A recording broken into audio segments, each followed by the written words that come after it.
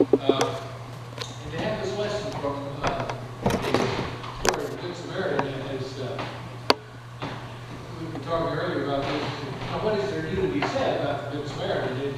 It's probably one of the most widely told tales in all of Christian history, and all of the people get together and share favorite stories about characters in the Bible.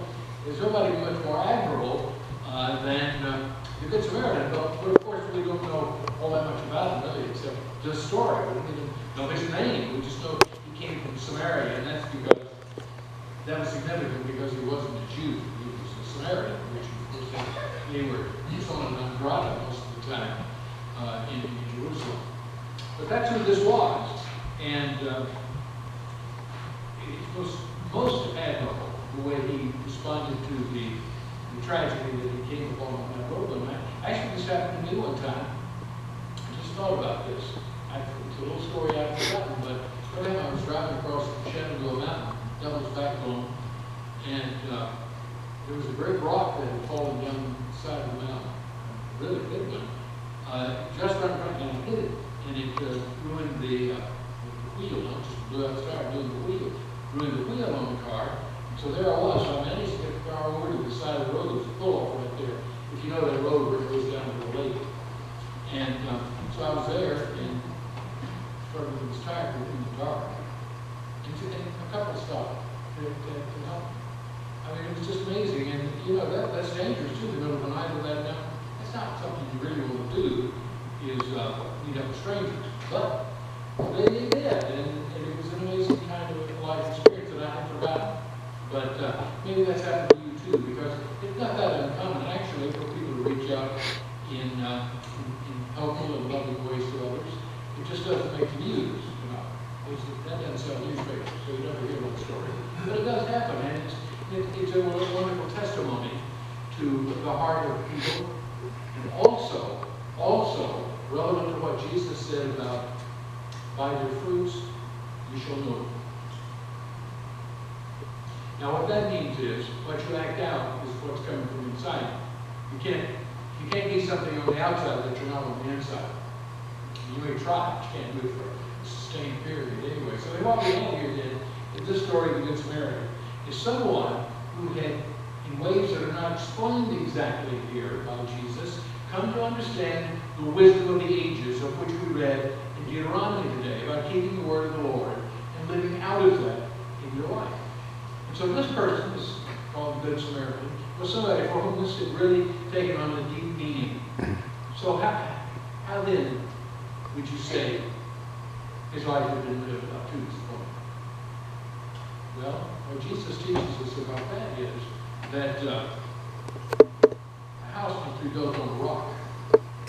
Now, people who live in the Middle East really know this, because if you live in a desert area, a sandy area, you know that mostly, of course, in those days, they lived in tents. And a lot of people still live in tents who live in the desert, because it's always moving. If you want something that's going to last a reasonable amount of time, you've got to find a rock to build it on.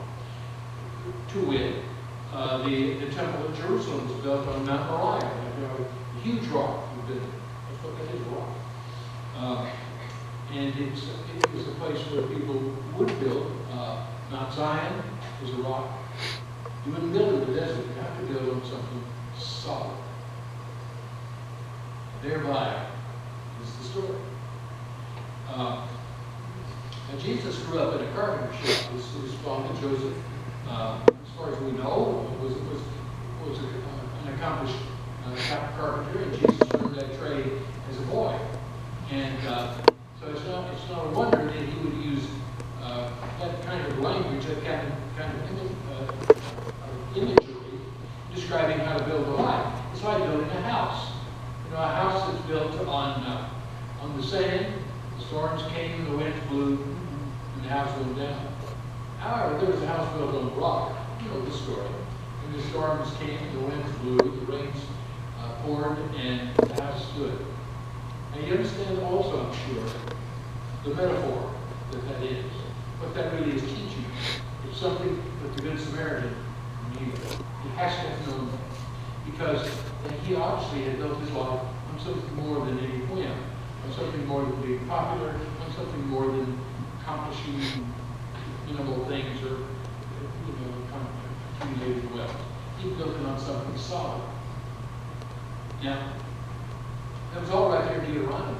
But this is exactly what Jesus taught, of course, as well.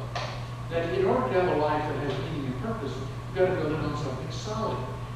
Or it won't last. The first time trouble comes, well, you can see it in the world today. Where is it alive? If you looked at the Freelance Star this morning, there was an expansive article there about suicide being such a problem in our culture today. I can't understand that at all. Why someone would, and I know this happens, it happens in families all the time, but how someone would reject their own life and see that as a solution. I cannot understand that. However, it is true, and so what you can deduce from that is that somewhere along the line, someone did not build their house on solid ground. They built on shifting sand to continue that metaphor. And so for us, obviously you're sitting here this morning, so that must mean that you built your house on something besides the sand, or you wouldn't be here. You obviously you built your house on something that has meaning and purpose and strength, or you wouldn't be here. Because life does have a lot of wind and rain and storms and difficulties. So if you want to be able to withstand those, you've got to have something underneath. By their fruits we shall know them. Not just that Samaritan who walked that road that day, which, by the way, both Catherine and I have walked that road, traveled that road from Jerusalem down to Jericho. It is a treacherous road where there are huge boulders and places to hide. You can see why robbers would hang out there and prey on people. But that's not the kind of thing that your house is built on sand. You might participate in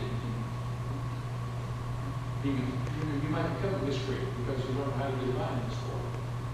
I don't know how all that works. I do know that it is true what Jesus has taught us.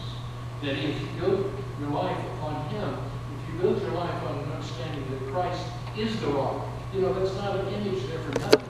We have songs about that. We have stories about Jesus as the rock.